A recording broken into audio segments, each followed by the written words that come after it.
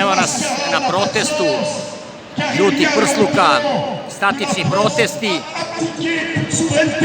borimo se protiv istih ideja, znači ilegalna imigracija, prodaja oružja, rata u Ukrajini, farmaceutske mafije i svega onog što svaki čovjek na ovom svijetu ima problem protiv tih ljudi, oligarha, koji iskorišćavaju i koriste nas kao jeftino roblje. Evo nas ovdje. Imamo i Srbe. Evo i zastava od Tana dole je pocepana. Ako možete da vidite, ali teško mogu da manevrišem. Evo naši Srbenda sistemaša. Ovo. Evo ga deki.